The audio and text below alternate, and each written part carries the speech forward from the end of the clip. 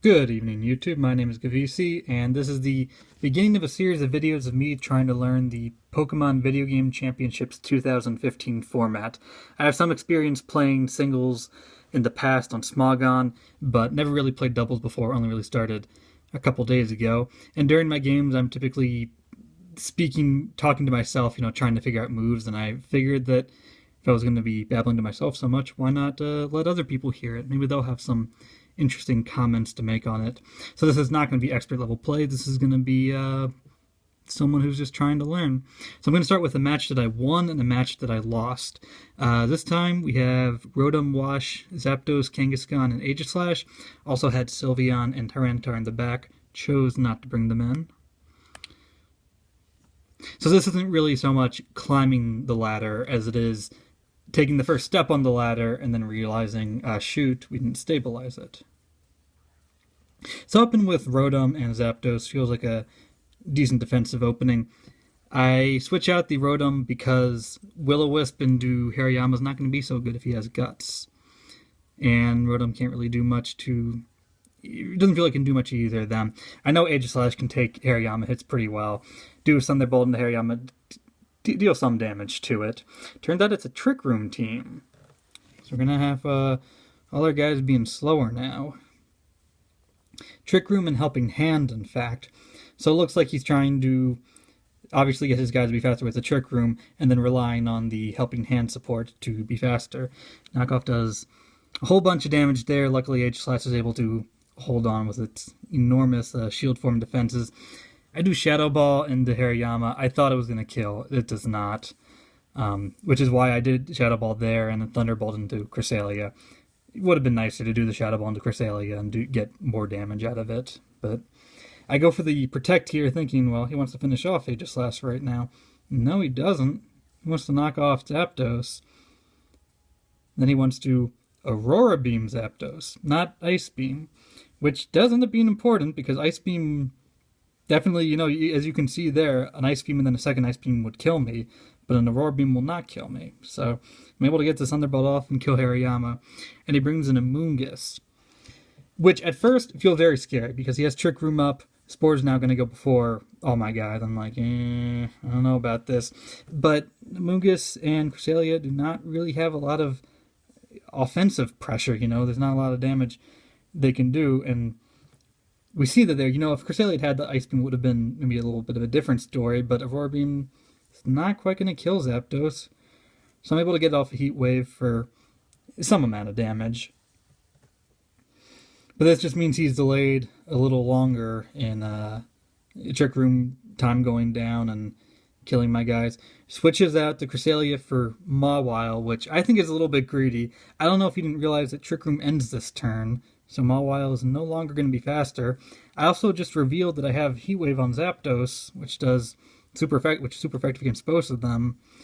So I don't know here. It is kind of unfortunate that I'm Sport, and also that I had the safety goggles on Zapdos that got knocked off. That was like my Moongus counter right there. But anyway, I get put to sleep. However, Trick Room ends.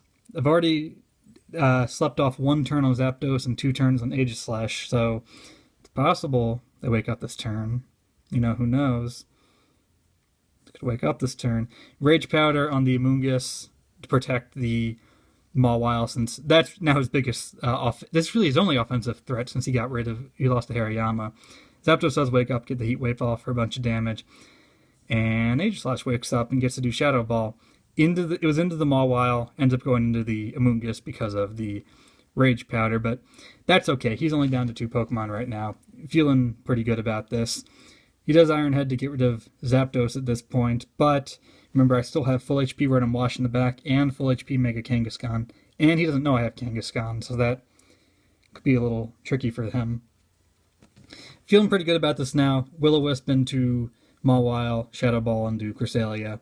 Has Protect on Mawile, which makes sense to use here because, again, Mawile is the only thing that can do damage at this point. Cresselia, it's not going to do much with that Aurora Beam.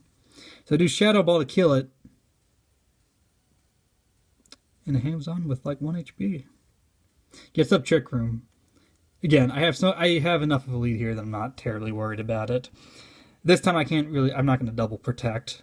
Oh, I'm getting ahead of myself. Protect here, because I know that the Mawile probably wants to go into the Rotom to kill it.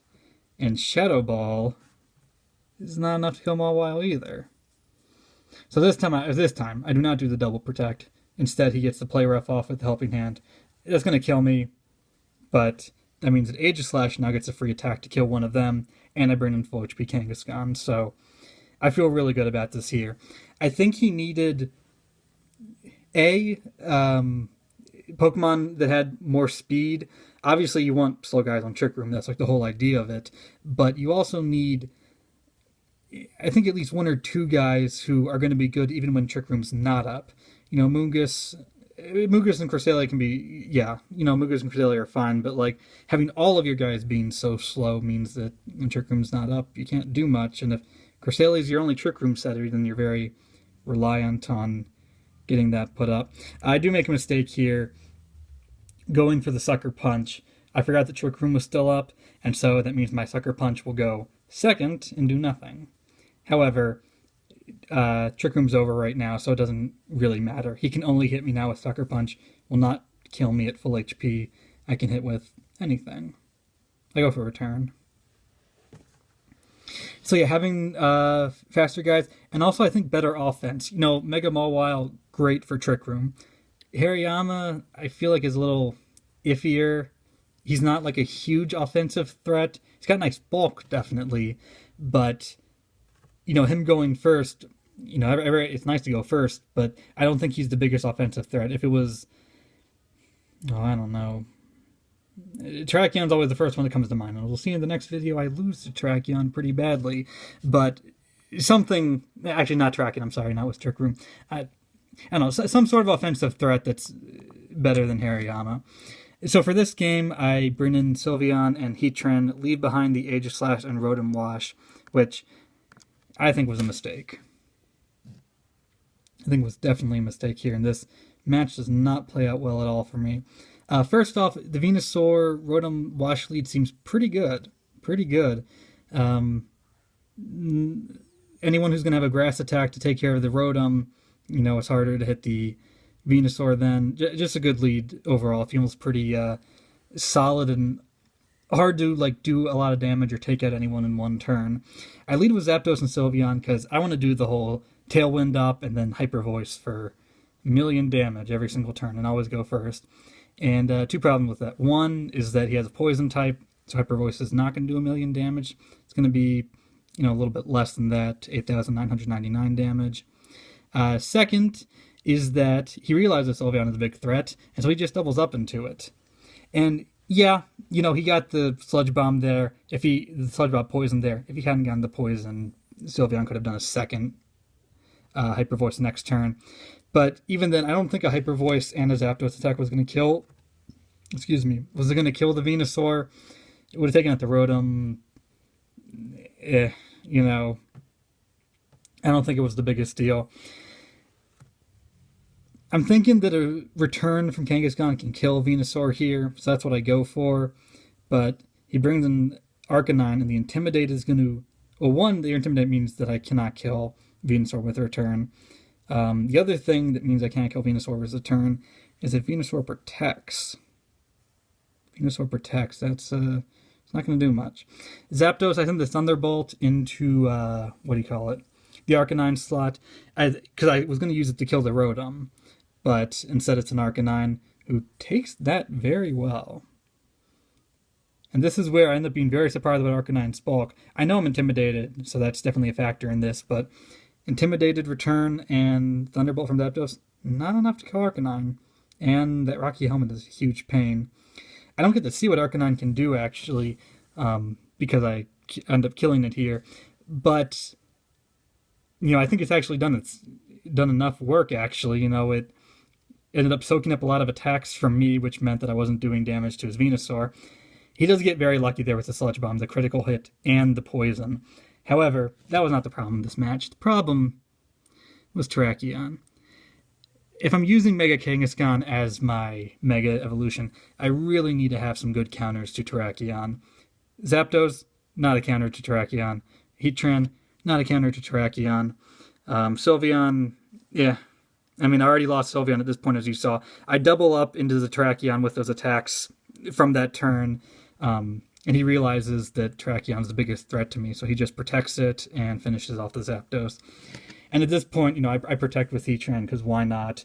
But Terrakion's just going to close combat into Kangaskhan, and at this point I just forfeit, because, I can't win with one Pokemon against full HP Terrakion and Mega Venusaur, and the Rotom Wash is still in the back.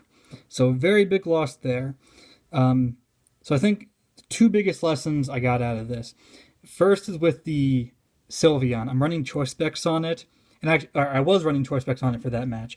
Right after that match, I took off the Choice Specs and put on a Life Orb and gave it Protect. The damage from Hyper Voice with a Life Orb versus a Choice Specs, Life Orb's damage is still very, very good. I'm not losing a whole lot of power there, and I think having the Protect and not being locked into one move just makes me very flexible. I think when people see Sylveon, most people are running Choice Specs, and so oh, well, it's just going to do an attack that's very slow. I can just double into it and kill it in that case. Yeah, he wouldn't have killed it without the poison, but, there are other combinations of Pokemon that would have been able to kill it before it had done anything. So having Protect to prevent against that kind of thing, give me time maybe to set up the Tailwind and then go to town with the Hyper Voice. And I also don't think the Life Orb recoil is going to be too much of a big deal for Sylveon, because it tends to either almost get one-hit knocked out from physical attacks, like a Mega Kangaskhan Return or Double Edge or whatever, or, well, that's something to look into. Maybe Mega Kangaskhan Return does not quite kill it, and then Life Orb recoil does. I'll have to look out on that, but it takes special attacks very well, so the recoil against special attackers isn't too much of a big deal, I think. And I think the having Protect just makes you so much more flexible. And then for Terrakion, absolutely prepare for it. Prepare for it no matter what team you're building, just because it's incredibly scary how much damage you can do and how it's faster than so many good things. And definitely, absolutely, if you're using Mega Kangaskhan, who loses to it, you need to have the support around it. Heatran is not the support. Zapdos is not the support. Sylveon is iffy. Even though you resist the fighting and you kill with the Hyper Voice, Rock Slide's going to do a whole bunch and potentially flinch you. So I'm not sure Sylveon is quite the best counter for it. After this match, I switched out my Heatran for Aegislash, which I think takes on Terrakion much better. If Terrakion doesn't have Earthquake, then it can't really do a whole lot to Aegislash, and then a Flash Cannon from Aegislash is going to do a ton of damage there. So I think I learned a couple things from these games, and I'm hoping I can learn a bit from future games and maybe post more of them on YouTube. If you have any comments or any criticisms about, I don't know, how I presented things, or what Pokemon I used, or what moves I chose, or my weight, anything like that, just leave them in the comments, and I will make sure to read all of them and see what I can learn and do to improve my game and become a better player. So thanks for watching, guys.